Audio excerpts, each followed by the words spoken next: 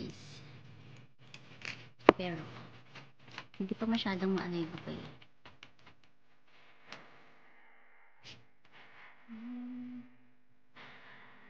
Malaki siya guys. Yung bawang. Hindi ko na siya pinalaman. Gagawa na lang ako ng sasawan mo.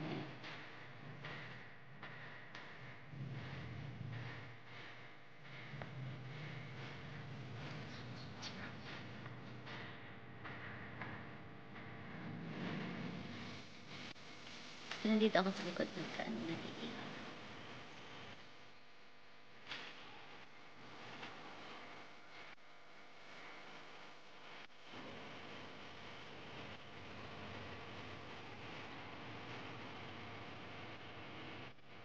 Hey guys, good morning. Magluluto ako ngayon ng shrimp.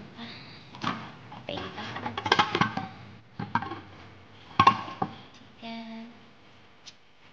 Ito yung aking shrimp. Meron akong madaming bawang. Tsaka ito. Yung turmeric. So, igigisa ko lang siya guys.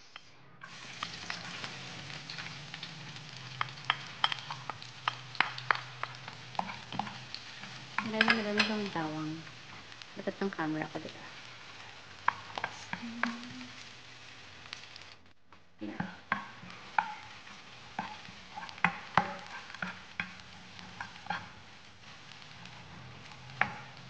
Wala kasi akong butter guys. So, ito na lang. Pwede naman. Tapos ito. Basan ko lang na ibig.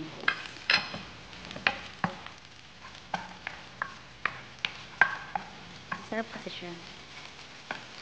Tapos, kailangan natin yung kanyang apoy. Tapos guys, lalagyan ko siya ng konting tomato paste. Masarap siya guys. Konting tomato paste lang. Kasi kunti lang naman ang aking yung aking shrimp. So, a little bit of tomato paste. Pag kulang, pwede pang dagdagan. Tapos, yung aking pampaalat. Pati. Hindi. Lagi mo naman. Ito na lang. Konting patis lang siya guys. Tapos pwede mo pa naman dagdagan. Tapos pwede natin ilagay yung ating shrimp.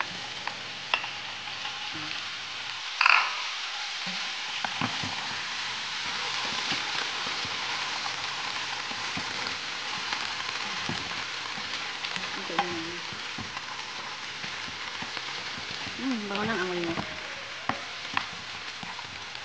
Tapos,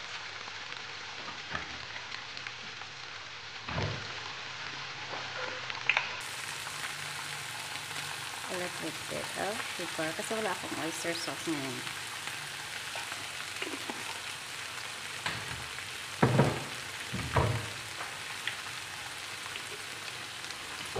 Lagyan din natin siya ng konting soy sauce. Konti lang guys.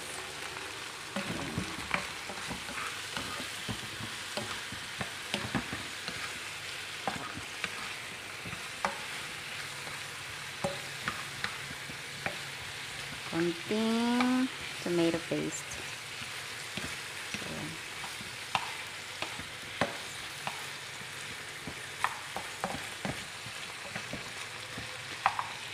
So, yung flavor ng ng turmeric sobrang sarap dito guys. Pag-try nyo.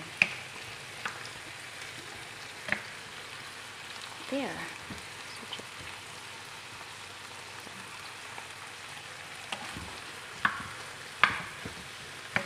Pwede nyo siyang lagyan ng sabaw kung gusto nyo guys. Lagyan natin siya ng konti.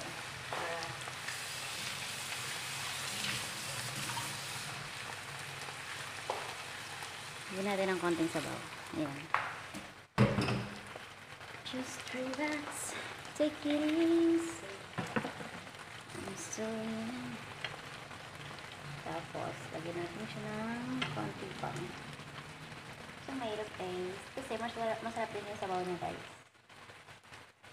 Ulam niya na rin yan. Yan. Lagyan natin ng konti pa.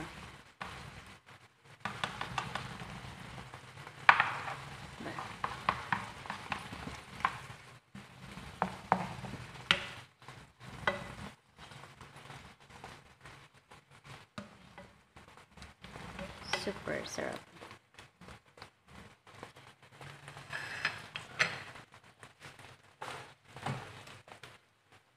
Takpan lang natin siya ng unti.